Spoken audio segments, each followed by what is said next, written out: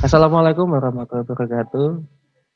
Kami dari kelompok 3 mata kuliah Perancangan Strategi Sistem Informasi akan menjelaskan tentang Master Plan Bisnis Desain Grafis. Namun sebelum masuk ke penjelasan, perkenalkan nama saya Muhammad Faris Safi Putra dengan Nam- NIM 095 Nama saya Nanda Karwanto, NIM 085. dan langsung saja pada penjelasan pertama akan dijelaskan oleh teman saya, Nanda. Silakan. Pengertian visi dan misi. Visi itu adalah serangkaian kata yang menunjukkan impian, cita-cita, atau nilai inti sebuah organisasi, perusahaan, atau instansi. Visi merupakan tujuan masa depan sebuah instansi, organisasi, atau perusahaan. Visi juga adalah pikiran-pikiran yang ada di dalam benak para pendiri. Pikiran-pikiran tersebut adalah gambaran tentang masa depan yang ingin dicapai. Sedangkan misi adalah tahapan-tahapan yang harus dilalui untuk mencapai visi tersebut. Selain itu, misi juga merupakan deskripsi atau tujuan mengapa perusahaan, organisasi, atau instansi tersebut berada di tengah-tengah masyarakat. Misi juga bisa dikatakan sebagai penjabaran sebuah visi. Jika visi hanya dituliskan dalam satu kalimat saja, maka misi akan dijabarkan dengan beberapa kalimat yang mudah untuk dipahami pembaca atau siapa saja yang melihatnya. Kriteria visi dan misi. Kriteria visi yang baik harus mencakup SMART, yaitu specific, measurable, attainable, relevant, dan time. Spesifik, yaitu tujuan dari visi dan misi tersebut sudah jelas dan spesifik, sehingga dalam prosesnya mudah dipahami dan dapat menjadi acuan untuk tujuan bisnis. Measurable, visi misi yang disampaikan sudah cukup kuat dan dapat diukur dengan pencapaian dari pelayanan dan kinerja pegawai itu sendiri tiap tahunnya dengan menciptakan iklim kerja kondusif berdasarkan kemanusiaan, kesejawatan, kerjasama, disiplin, dan tanggung jawab. Attainable yaitu pada visi misi bisa dicapai oleh para karyawan sehingga dapat berperan penting dan pada pencapaian visi misi. Relevan yaitu visi misi sudah cukup masuk akal dalam memberikan pelayanan yang terbaik di Indonesia, bahkan pengiriman luar negeri. Dan timeable yaitu memiliki tenggang waktu atau kemampuan untuk dicapai dalam waktu tertentu. Untuk kriteria misi yang baik yaitu harus ringkas dan jelas, unik, fleksibel, budaya perusahaan, membantu pengambilan keputusan, dan memberikan inspirasi. Selanjutnya, analisis SWOT.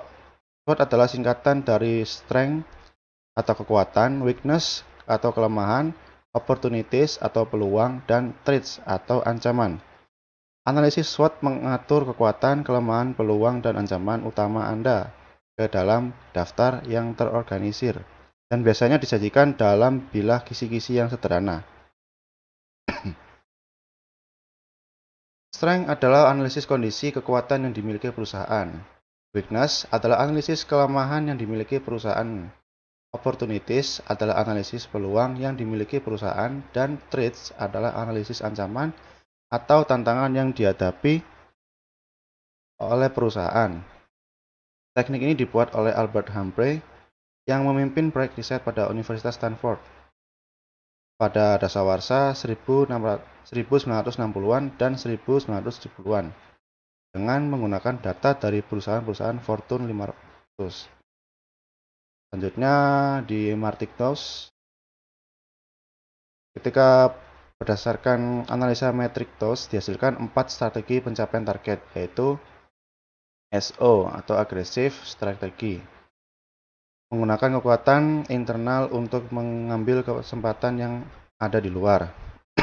ST atau Diversification Strategy, menggunakan kekuatan internal untuk menghindari ancaman yang ada di luar. WO atau Turnaround, menggunakan kesempatan eksternal yang ada untuk mengurangi kelemahan internal. Dan WT, Defensive Strategy, yaitu meminimalkan kelemahan dan menghindari ancaman yang mungkin ada. Analisa matriks terus lebih memastikan kita dapat memperhitungkan dan memanfaatkan yang dengan baik setiap peluang di luar untuk peningkatan bisnis. Di saat bersamaan, kita juga dapat mengetahui dan memanfaatkan potensi internal. Dengan menganalisa eksternal tersebut, matriks tahu kita juga mampu mengantisipasi tantangan dari setiap perubahan eksternal, bahkan mengubahnya menjadi peluang baru. Selanjutnya, balance scorecard. Balance scorecard adalah sebuah metode sistem manajemen strategi yang mengolah berbagai informasi di skala bidang untuk menghasilkan kinerja perusahaan serta keadaan finansial suatu perusahaan terhadap kinerja tersebut. Balance scorecard ini digunakan untuk mengukur dan menyediakan sebuah feedback atau sebuah nilai timbal balik ke perusahaan atau organisasi. Ada 4 perspektif yang diikutkan dalam balance scorecard ini, yaitu keuangan, proses bisnis internal, pembelajaran, dan pertumbuhan. Selanjutnya akan dilanjutkan oleh rekan saya, Afif. Dipersilakan.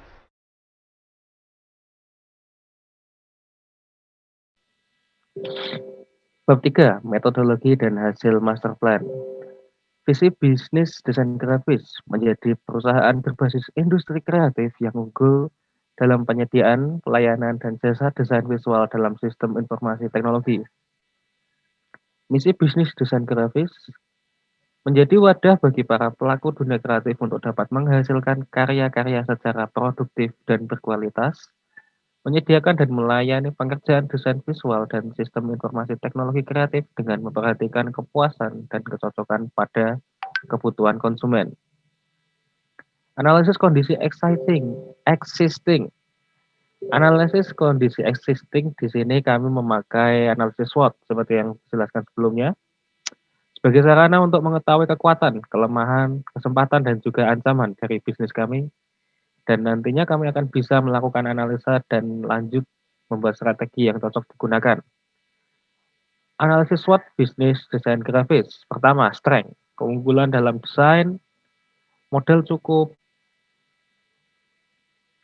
skill dalam digital graphic design, handal dalam vektor image, loyalitas, motivasi berbisnis dan berwirausaha, kemampuan dalam membaca situasi pasar, motivasi untuk memuaskan para pelanggan kami. Weakness, masih hijau dalam memulai bisnis, pengalaman bisnis masih tergolong minim, dan masih harus belajar dalam mengolah gambar heatmap. Opportunity, mangsa pasar dalam lingkup desain grafis yang cukup menjanjikan, pemasaran secara online, fasilitas dan infrastruktur cukup memadai, dukungan dari kerabat dan keluarga, kondisi ekonomi cukup stabil. Threat, usaha sejenis, lingkup pemasaran terbatas, personil tenaga kerja masih tergolong sedikit. Dan untuk matrik TOWS bisnis desain grafis bisa dilihat ada di sebelah kanan itu warna biru ada tabelnya. Strategi SO, lokasi strategis dekat dengan jalan raya, harga terjangkau, pelayanan cepat dan kualitas bagus.